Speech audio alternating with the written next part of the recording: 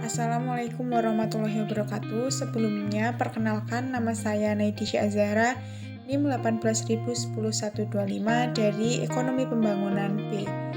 Di sini saya akan sedikit memaparkan materi terkait perencanaan pembangunan daerah. Perencanaan pembangunan yaitu suatu proses untuk menentukan kebijakan masa depan melalui urutan pilihan yang melibatkan berbagai unsur pemangku kepentingan guna pemanfaatan dan pengalokasian sumber daya yang ada dalam jangka waktu tertentu di daerah.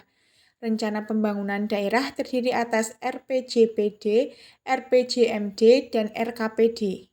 Selanjutnya terdapat tujuan perencanaan pembangunan yaitu mewujudkan pembangunan daerah dalam rangka peningkatan dan pemerataan pendapatan masyarakat, kesempatan kerja lapangan berusaha, meningkatkan akses dan kualitas pelayanan publik, dan daya saing di daerah. Terdapat landasan hukum yang berkaitan dengan perencanaan pembangunan daerah. Yang pertama ada UU nomor 25 tahun 2004 tentang Sistem Perencanaan Pembangunan Nasional. Yang kedua ada Perpres nomor 5 tahun 2010 tentang Rencana Pembangunan Jangka Menengah Nasional tahun 2010 sampai 2014. Selanjutnya ada Permendagri nomor 37 tahun 2012 tentang pedoman penyusunan pengadilan dan evaluasi rencana kerja pembangunan daerah tahun 2013.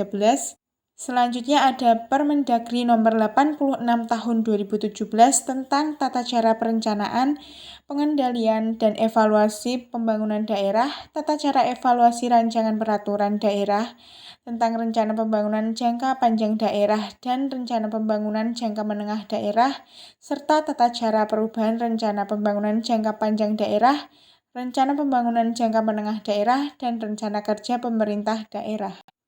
Dalam melakukan perencanaan pembangunan daerah, maka rencana pembangunan daerah harus dirumuskan secara yang pertama ada transparan, maksudnya yaitu membuka diri terhadap hak masyarakat untuk memperoleh informasi yang benar, jujur, dan tidak diskriminatif tentang penyelenggaraan pemerintah daerah dengan tetap memperhatikan perlindungan atas hak asasi pribadi, golongan, dan rahasia negara. Yang kedua ada responsif, maksudnya yaitu dapat mengantisipasi berbagai potensi masalah dan perubahan yang terjadi di daerah. Yang ketiga ada berkelanjutan, maksudnya yaitu pembangunan yang mewujudkan keutuhan lingkungan hidup serta keselamatan, kemampuan kesejahteraan, dan mutu hidup generasi.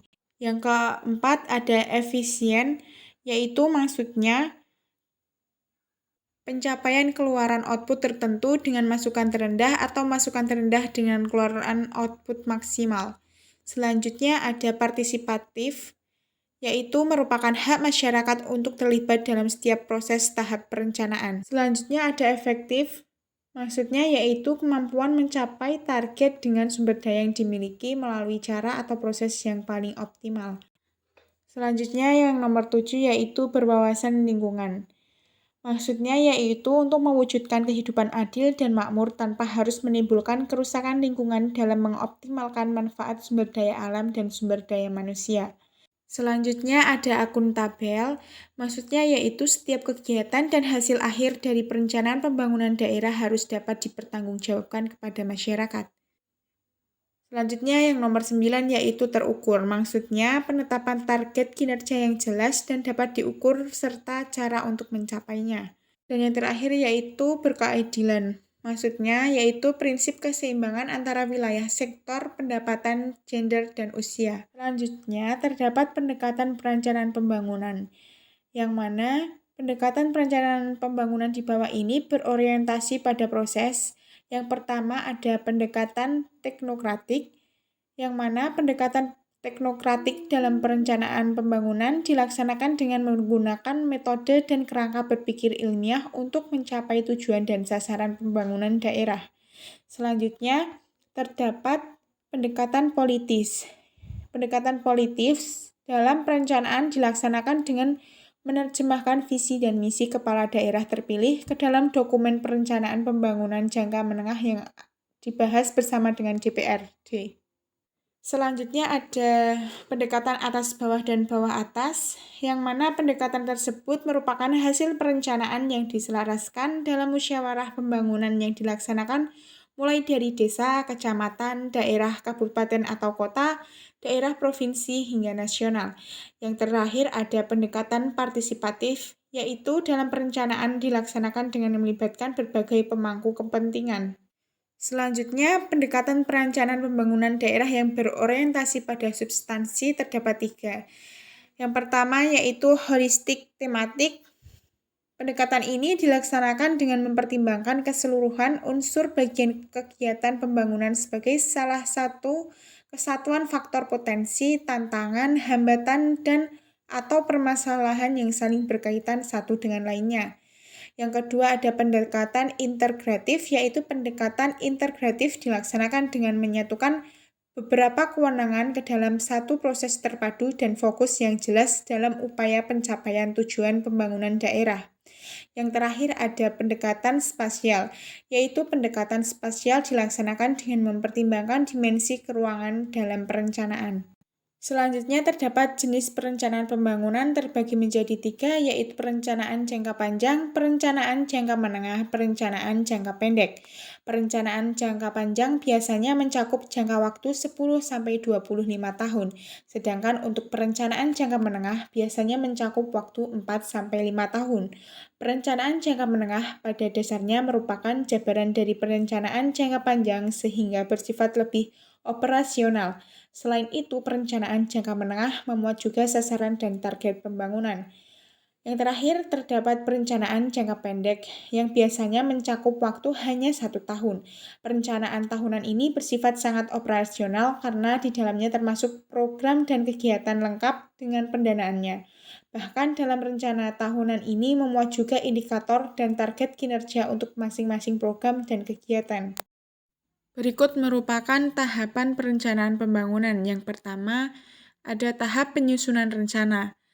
Tahap awal kegiatan perencanaan yaitu menyusun naskah atau rancangan rencana pembangunan yang secara formal merupakan tanggung jawab badan perencana, baik Bappenas untuk di tingkat nasional dan Bapeda untuk tingkat daerah. Pada tahap ini, jika tim penyusun rencana sudah dapat mulai menyusun rencana awal, rancangan dokumen perencanaan pembangunan yang dibutuhkan, kemudian rancangan tersebut dibahas dalam musyawarah perencanaan pembangunan atau musrenbang untuk menerima tanggapan baik dari pihak yang peduli dan berkepentingan dengan pembangunan seperti tokoh masyarakat, alim ulama, cerdik pandai, dan para tokoh lembaga sosial masyarakat setempat. Selanjutnya, tahap kedua yaitu tahap penetapan rencana. Sesuai ketentuan berlaku, rencana pembangunan jangka panjang atau RPJP perlu mendapat pengesahan dari DPRD setempat. Sedangkan untuk rencana pembangunan jangka menengah atau RPJM dan RKPD cukup mendapat pengesahan dari kepala daerah. Pada tahap ini, kegiatan utama Badan Perencanaan yaitu melakukan proses untuk mendapat pengesahan. Selanjutnya, tahap ketiga yaitu tahap pengendalian pelaksanaan perencanaan. Setelah rencana pembangunan tersebut ditetapkan oleh pihak yang berwenang, maka dimulai proses pelaksanaan rencana oleh pihak eksekutif melalui SKPD terkait. Sesuai dengan ketentuan perundang-undangan yang berlaku, perencanaan masih tetap mempunyai tanggung jawab dalam melakukan pengendalian pelaksanaan rencana bersama SKPD bersangkutan. Selanjutnya, yang keempat atau yang terakhir, tahap evaluasi keberhasilan pelaksanaan rencana. Setelah pelaksanaan kegiatan pembangunan selesai, Badan Perencana masih mempunyai tanggung jawab, yaitu melakukan evaluasi terhadap kinerja dari kegiatan pembangunan tersebut. Sasaran utama kegiatan evaluasi ini yaitu untuk mengetahui apakah kegiatan dan objek pembangunan yang telah selesai dilaksanakan tersebut dapat dimanfaatkan oleh masyarakat. Dari pemaparan materi di atas, maka dapat disimpulkan bahwa perencanaan pembangunan nasional dan daerah akan terlaksana dengan baik, sinergis, dan terarah apabila diawali dengan perencanaan yang matang dan memperhatikan aspek keberlanjutannya. Perencanaan yang lebih menyeluruh, terarah, dan terpadu diperlukan untuk menjamin laju perkembangan di suatu negara dalam mencapai suatu masyarakat yang adil, sejahtera, dan makmur. Sekian pemaparan materi yang dapat saya sampaikan. Wassalamualaikum warahmatullahi wabarakatuh.